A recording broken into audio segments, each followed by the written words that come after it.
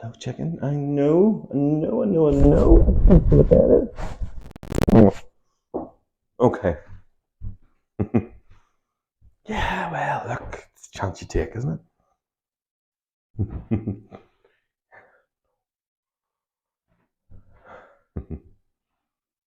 Hello and welcome back. We are on day 20 and we're going to start in a slightly different way. And that's enough of the finger pointing. Right, everything out of the way on your mat. And we're going to start. You may need a belt, you may need a brick and a block or a couple of blocks as the whole thing goes through, or a chair if it's a little bit out of your way, but we'll see.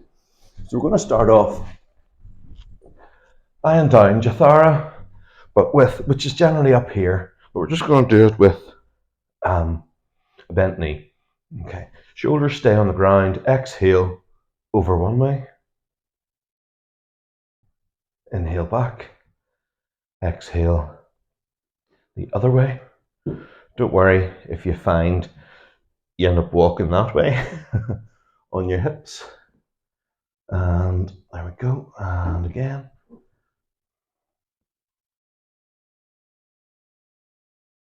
Back to the middle. So let's just check in. Lower back needs to be pressed down, so that gives us our little pelvic tilt.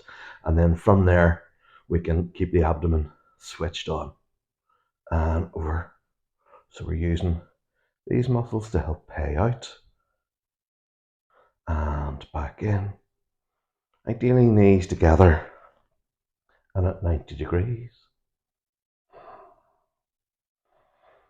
Pain-free range, easy range, kind of a controllable range. It's okay for the knees to come a little bit up towards the arms. Okay. There's sort of no point in doing that. Keep them together.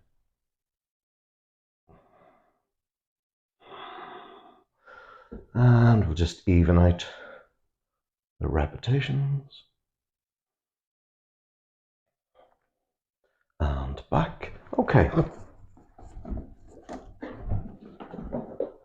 And on all fours, cat cow,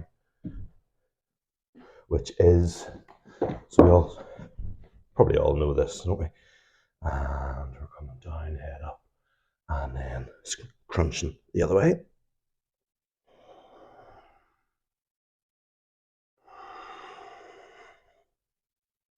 And the breath sort of suits itself. Room for the diaphragm, it's an inhalation, it's a compression on the diaphragm, it's exhalation. And don't hinge your neck, look forwards. Tuck your chin in.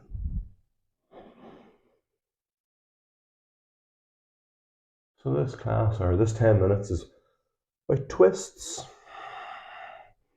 And generally, in this pose, you've got your toes pointing away, but if there's a bit of cramp going on in the foot, you can do that. That's fine. Okay, and from here, first side. So find your weight, equal on both knees. Yeah, a little lift, that posterior tilt, tummy on, and then elbow down. So you see lovely versions of Cassandra doing this with a really elegant arm. And so just enough support that you're not collapsing onto your shoulder. Accommodate the twist. So if you can't get through to the center, wherever you're going, but then tune into your weight. So my weight feels all on my right hand side. So I need to share it. And then take yourself out. And the opposite side. Don't expect them to be sort of symmetrical. So my weight's going this way. Yeah, I need to bring it back to the center. And second time, first side.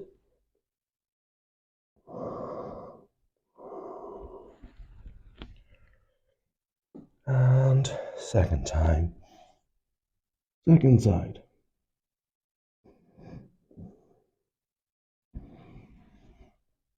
And come out. What's wrong, Neil? Have you fallen out of me now? And right, we're going to do a seated pose. Now, everybody, just in this style, what I would really like is to sit on a block or 2 blocks. Basically, enough height that you're not collapsing to sit there, struggling to get upright. Enough height to get upright. Yeah, get that little posterior tilt. Yeah, but it's not a whole spinal sort of curve. Garudasana arms, eagle arms. So, it's that. The more I explain it, the harder people find it. So, you're going to go slow. One arm, open it up. Other arm on top. Hands back towards your face. Turn your palms away, and then hook one hand onto the other. So ideally, the hands are sort of facing that way, but at the same time, they're holding. If you can't grab a hold of a thing, you can, let's see, that way, grab a belt and work your hands towards each other. Now, to strengthen this, so the stretch you'll feel probably between your shoulder blades, just be careful because a very small movement here is quite a large ramp of tension between the shoulder blades. Work with the breath. Exhaling, trying to encourage the muscles being stretched to tighten, to soften. Okay, so we'll check which arm's on top. That's going to be the bottom arm on the next go. Out and just widen, just bring those shoulder blades in and down. Okay, opposite hand on the bottom, open it out.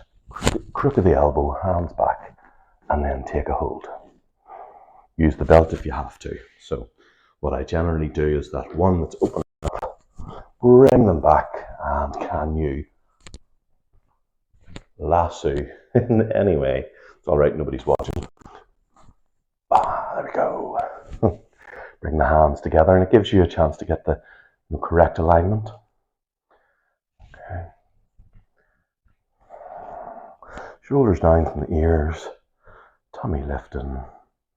There we go, and wherever you are in your full range. That's it. And release. Let's have a stand up. Intense lateral stretch, Parsvakonasana. So enough height. Remember, quick throw into it. This is where we're going, and I'd like you to have enough height to be able to keep this shoulder back. So we'll start from above, arms out, Virabhadrasana 2, Warrior 2, checking the distance, yeah, sinking into it, and then we're going to stretch for the far wall, allowing ourselves to bend, take a hold of the block, get this rotation, bringing this side through, up and over.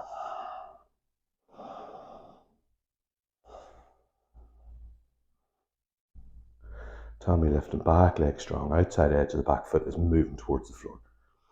And come up, I'll bring my brick with me. Opposite side.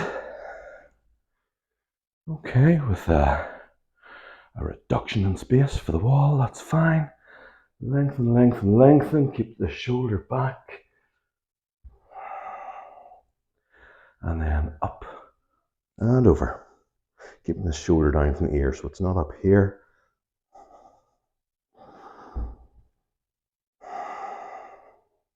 Come up. Okay.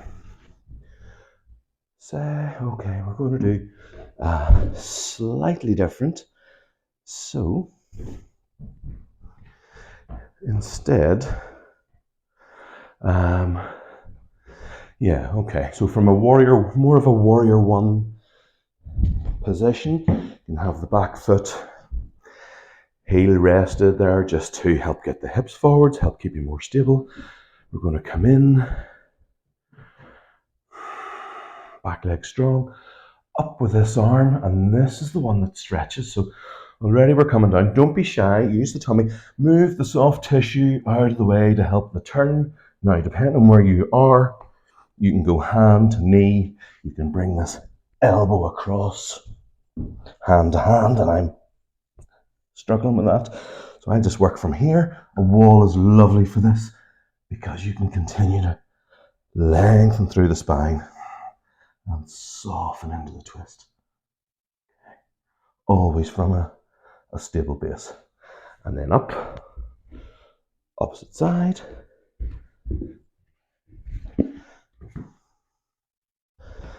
Back heel. Okay, so if the back leg's on the outside, you will be turning towards the wall. Really, really useful. Okay, and up, lengthen. And as you're coming down, you're already twisting. Okay, tummy's in the way, I'm gonna move it round. Elbow, cross the knee, or holding on to the knee, and one hand up the wall.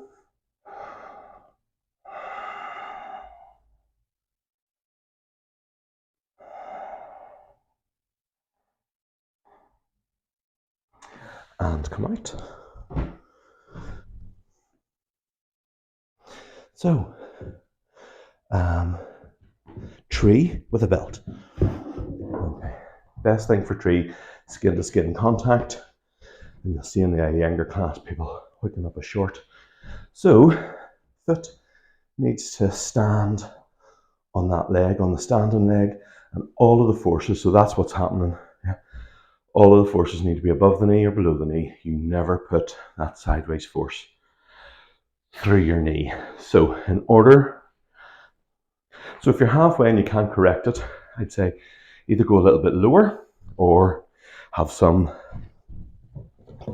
pile of blocks that can allow you to, get the height you can, work on the hip opening without the stress through the knee. Or on a chair, that sort of thing, anything, whatever works. Get creative. So I'm going to use a strap of the belt with the loop pushed out of the way. Tadasana, feet inside edges pointing forwards. When you come up, if your foot creeps out, both feet back, fix it and come up again. Okay. Can take shortcuts, but you're putting your knee at risk. There we go. So, and we've got one spare hand. Now the leg isn't straight with the hip. You think, right, there's the brain thinking that's straight. But all I've done is rotated my hips. So the hips stay facing forwards. Whoops daisies. And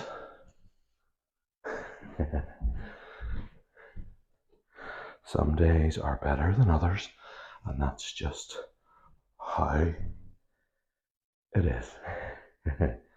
Hips facing forwards. And then, without moving the hips, you keep working that knee back. Now, it's not anatomically reasonable for most people to make that straight line.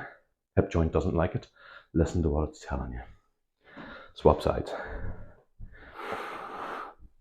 Inside edge in a straight line. So if you're not used to this, take your weight onto your standing leg and peel just a slow rate of change on the other side. Okay. If you have to bend forwards to make it, make sure you come back to that Tadasana. And then foot on, no forces through the knee. So there you can see the ball of the big toe. Yes, just at the bottom of the femur. Hiya, Rory. Mm-hmm. Oh, if you ever worry about being too self-conscious, hang out with your cat. They aren't at all, sure they're not. Right. Okay. Not quite sure what the time is, but we have 2 more things to do. Okay. So from Tadasana, we're going to straight leg out ahead. Utthita Hasta Padangasthasana, which is something like up straight, extended, foot, toe, hand. So really it is, that's the final pose, but it needs to be up here because you need to be in this sort of position. Yep. So the compromises, we'll do the other side. Slow rate of change. Tadasana body, lift that knee up and then straighten the leg. So rule number 1 is don't sacrifice the straight leg. Okay. Doesn't matter if you're down here, the leg's straight. Okay. Rule number 2, don't hitch the hip. Okay. Your brain hasn't read the manual, So he thinks, oh, he wants up.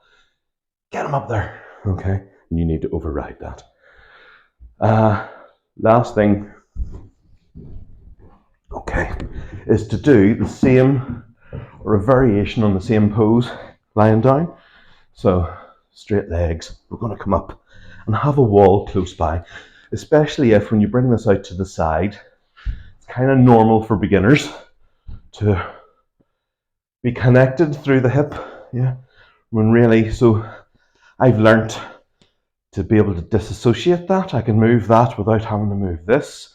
And how I got there was working to a wall.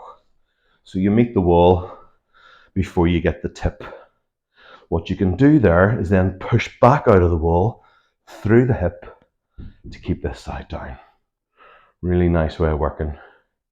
It's like a loaded stretch for the adductor, which has better carryover. Okay, and then you bring it back, bend it, swing around, foot over, straight leg up and do the other side. All right. Sweet. Day 20. Let's call that a wrap. Okay, hands together. Namaste.